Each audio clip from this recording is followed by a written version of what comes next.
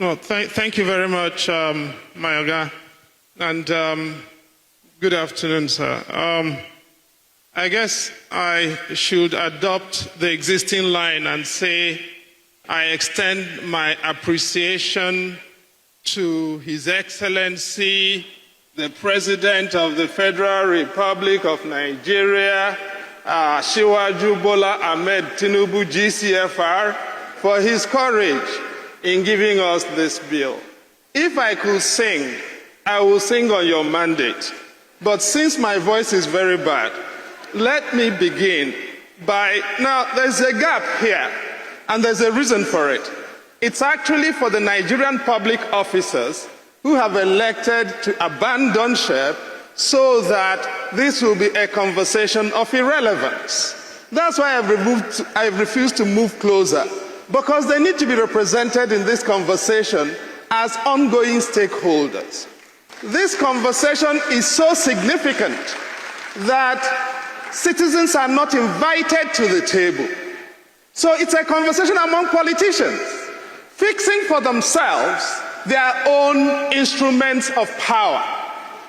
That's the first thing. So when I listen to these politicians here talk about, give us examples from America and from all of that, I want us to start by acknowledging this is a uniquely Nigerian conversation. That's why there are no public officers, they've run away. So let's not fool ourselves, and I want to make 5 very quick clarifications along those lines. Number one, we are talking about reforming the most fundamental power of a state in election season.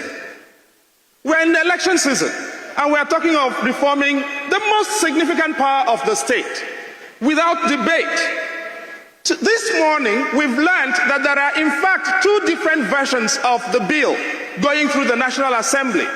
An executive bill passed by the Senate and a different one passed by the National Assembly. No citizen has seen those bills nor participated in reviewing them, as citizens are entitled to do. If we are talking about using the police to protect citizens, and citizens are not part of it, who will the politicians be doing business with? Bandits and terrorists? Are they the interlocutors that the politicians will be doing business with? Why are they so afraid of citizens that none is invited to the table? They tell us that before the legislative proposals were considered, they had consultations with citizens. Why are there no citizens seeing the draft proposals and making inputs into them? Now, the other point is this. We are talking about governors as chief security officers of the states. And everything is being done in the framework of security. Let's remind ourselves, the police is a law enforcement institution. There's a difference in the Nigerian scheme between security and law enforcement. It's such an easy distinction to miss. Why do I say so? Under our scheme, nobody here has cited Section 315 of the Constitution. It preserves 4 different pieces of legislation. One is the National Security Agencies Act. Under Section 2 of the National Security Agencies Act, primary responsibility for internal security in Nigeria is not with the police. It is with the State Security Service. The governors are not complaining that we should decentralize State Security Service. They are complaining they should own the police. These are governors who have never funded their ministries of justice. Now, they will put money to give to police because police is used for rigging elections. They will not fund the ministries of justice, which are essential for putting away criminals who endanger Nigerians. And nobody here is talking about the funding of ministries of justice. Ask all of these governors who have run away how much they have spent on their ministries of justice in the past 4 years. You can count it on your fingers. But they are investing in the police, and they want us to believe that this is about how to protect the citizens. So let me make 3 other points about protecting citizens. We talk about native authority policing. That's not the issue. Historical memory matters.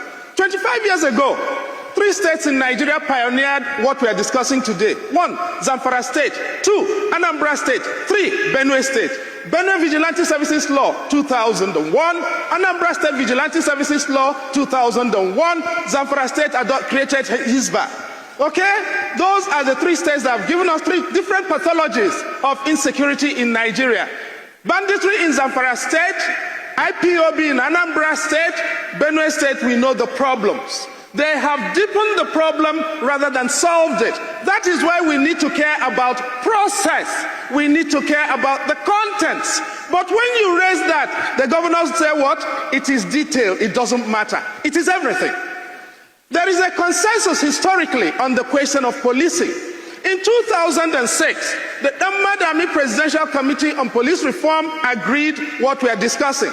In 2008, the MD Yusuf Committee on Presidential Committee on Police Reform agreed we need decentralization. In 2012, the Perry Osayande Commission on Presidential Commission on Police Reform agreed it. That's not the issue. The issue is the detail. And on those details, they are running away from citizens. They don't want to hear from us.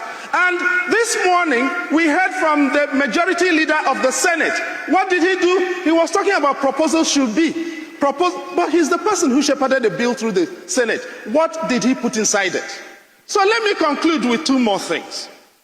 Number 1, we've heard the governor of Anambra State here tell us about how we need to address also fiscal federalism.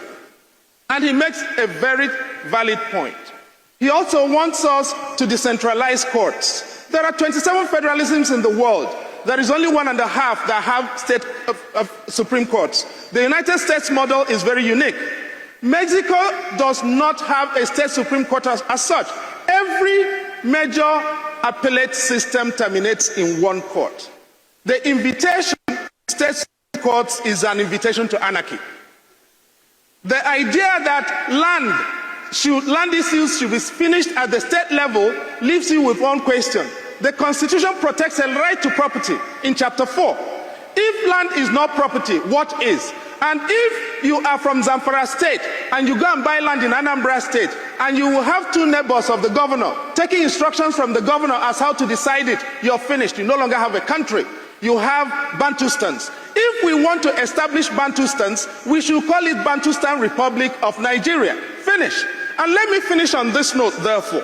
Training and doctrine, which is what the former Chief of Defense Staff called attention to.